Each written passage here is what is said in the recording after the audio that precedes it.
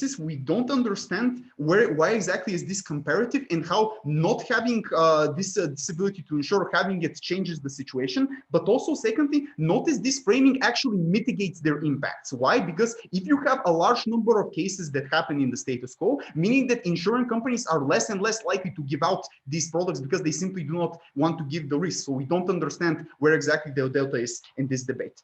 On to the accountability mechanisms that they try to prove.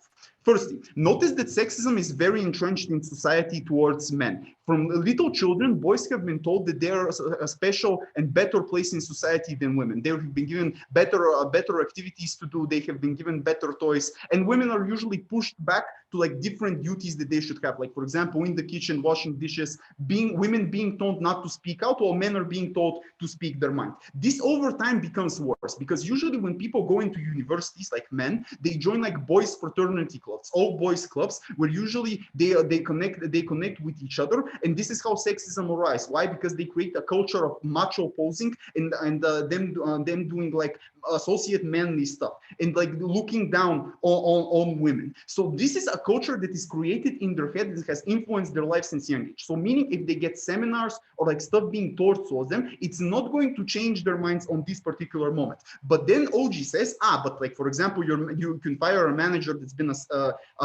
that's done problematic things, etc. We say no. Why? Because men have incentive to protect other men. Why? Because corporation is a zero-sum game. The benefits that men receive could be benefits that women receive, and women earning more positions of power is actually women being able to like leverage and win in the society is actually problematic for the men, and men would likely to not do this. But thirdly, we tell you, in many cases, like the people who are on the board or like generally the management position are most likely to be men. Why? Because of historical reasons, because of having ability to vote, having ability to go into education, not having stereotypes with these things. But finally, and here's like crucial, we tell you that like even if you say, if you enact accountability mechanisms, men can simply like morph themselves around this. So for example, they will start writing on personal Facebooks. They, for example, will tell the female coworker, want me to like take you all right to home and like not do the sexual assault in the office. So we just think at best this switches the perception, and like this is like impact that's probably going to exist on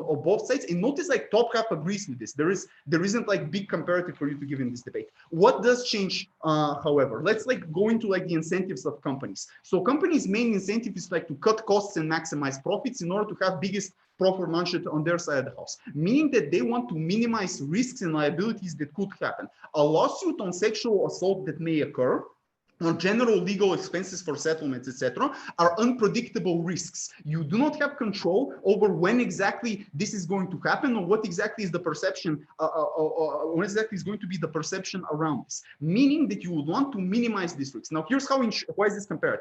Insurance companies can come and give you the option of buying out insurance products, which minimizes this risk, meaning that when hiring proposition comes, management is less likely to take into account this particular thing. But notice like analysis of like managers, etc.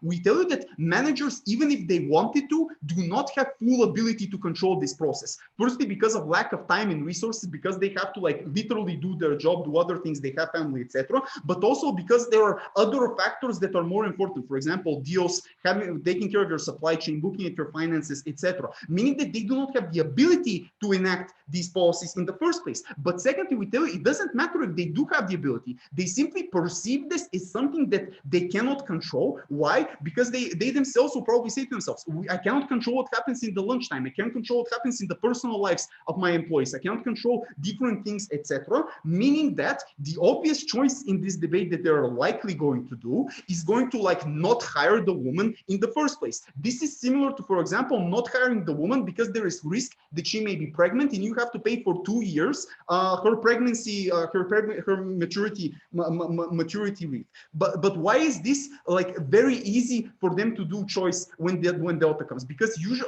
it's very easy for you like to wash your hands and say, I just simply didn't hire her because I think she isn't competent enough, when in reality you're not hiring her because you don't want sexual allocation to happen on you. Why is this? What is the impacts of this? Firstly, we tell you that women are historically economically disempowered, so they probably will still have work, but probability of them having access to like high paid employment jobs like investment banks, big law, etc., where generally sexual assault stuff happen, is going to be less likely for them to happen. Last chance, Sergi. Sorry, no. This has disproportional effects because most likely they, A, for example, have student loans, which are very big if we're talking about USA, England, but also B, day-to-day expenses like rent, like utilities, etc. But secondly, we tell that women are even more like burdened because they have childbirth, for example, meaning that if they don't have access to high-paying jobs in order to have like big sums of money, they have to be like more dependent on their husbands and have less economic accessibility. On the comparative, even if men are sexist, we tell you that they have normal reasons for them to hire women right now, because she could probably do the good job, because you could put her to do, this sounds bad, I'm sorry, but you could probably put her to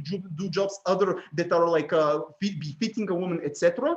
This is the comparative. You tilt this balance on their side of the house, less women being employed. This is the biggest harm in the debate that we bring to you, in closing opposition. Yeah, I still have time. And this harm, notice it gets disproportionately more affected over time, because each money that you don't have right now, you cannot, for example, access investment funds. You can, for example, access this money making up more, etc. So this is probably the most disproportionate harm that's going to happen. It doesn't matter who wins the accountability mechanisms test, because you're not going to enact them. You don't think you can enact them, and they're not going to follow this. For all these reasons, CO.